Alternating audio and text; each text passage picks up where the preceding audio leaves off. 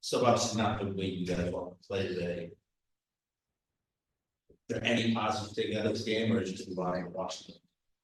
I think this is a game that you can learn a lot from. I think we got away from our culture quite a bit. We have a lot of people who've been in and out. We've had even from the start of the season, people have just been injured. There's been a lot thrown our way. And so hopefully we're getting this out of the way. And then when we come back from All-Star and Olympic break, we're good to go.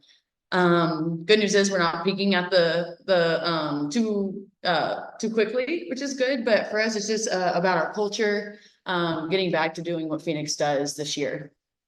I mean, I was going to say having everyone back and playing out, but you got one more game that was a big for a month, so yeah, it's tough. And when you do have people out, sometimes I think they want to come in and be where they left off. But you've been out for a little bit, and we got to move the ball side to side. Offensively, I think that when we're clicking, we can get anything we want. We might be one of the best offensive teams in the league when we're clicking. But for us, it's defensively. Like, we cannot have 16 second shot opportunities in the first half. And if we do, we need to come out with the fire under our butts and put someone on their ass, to be honest. So there's just a lot of things that we can clean up defensively. Dana?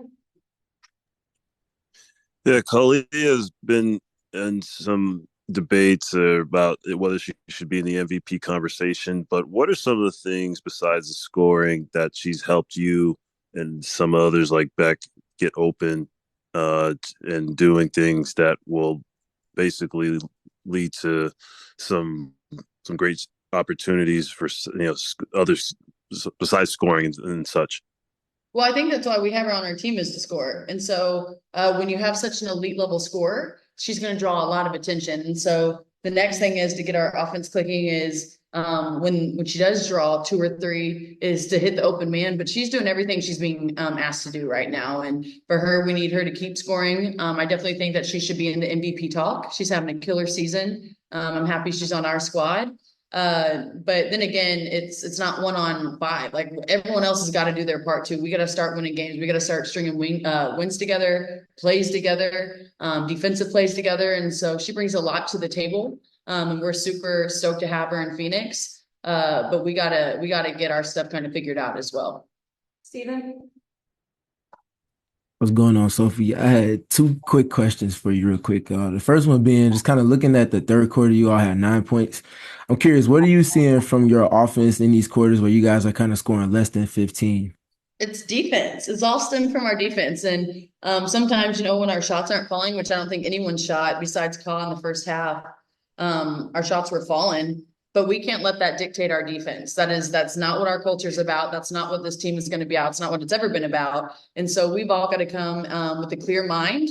And when we're having 9 points in a quarter, look on the other end, and we're probably turning the ball over offensively. We're not running our sets. We have bad spacing defensively. We're giving up wide open shots, transition layups. And so I think it kind of goes hand in hand. And then my last quick one for you, just kind of looking at the defensive side of things. Nate's kind of tapped the sign consistently on you all being unique on that end if you get to the level that he sees you being able to. I'm curious from your perspective, just kind of looking at that. Do you feel like when you all are struggling, there's more so just closing possessions with the rebound as far as getting the first stop and stamping the stop there? Or do you feel like most of it kind of stems from somewhere else?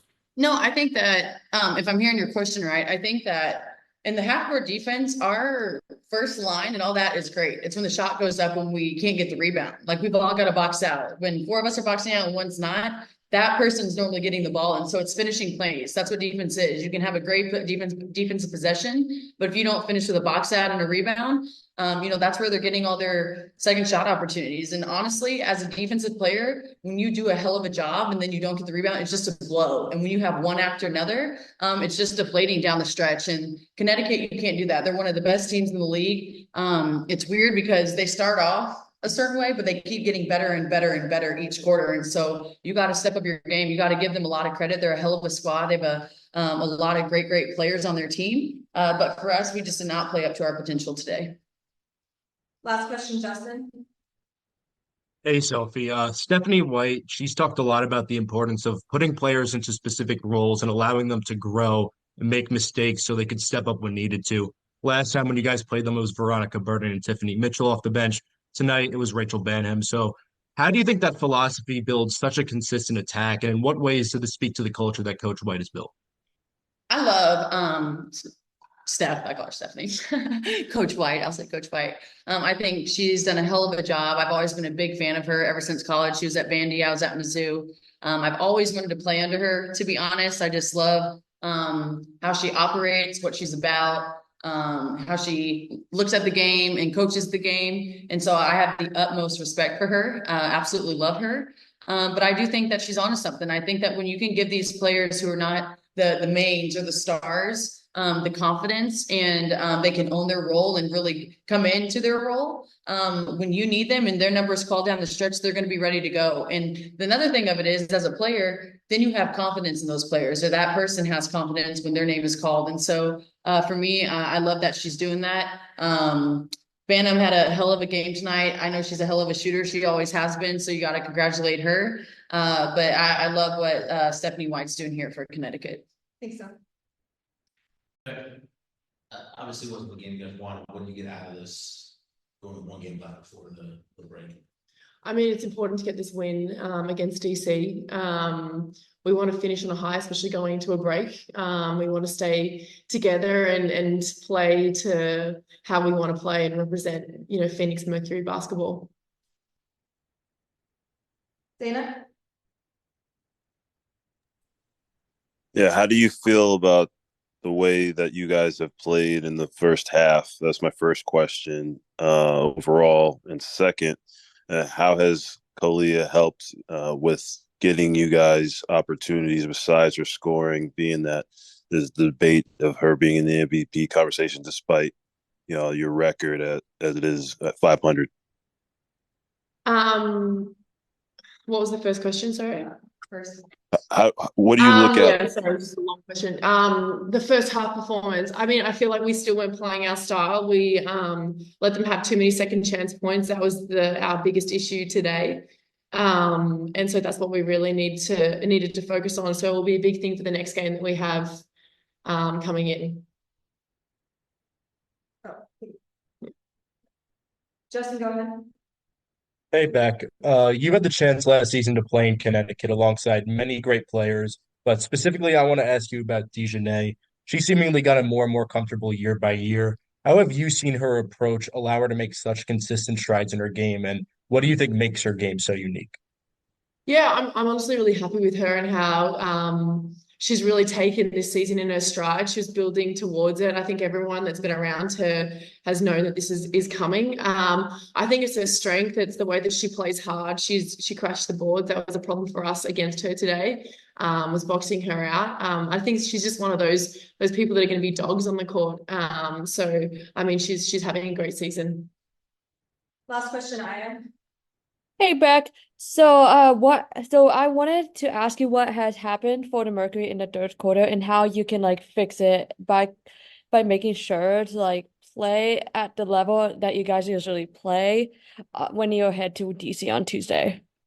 Yeah, I mean, I guess it's now just to put this game behind us and focus on the next one. We can't dwell on it. It happened. We've spoken about it. We spoke in the locker room after. So now it's just, planning for the next. That's the thing. The games come back to back to back. So it's just being ready for the next and focusing on that. We can't dwell on what's just happened today.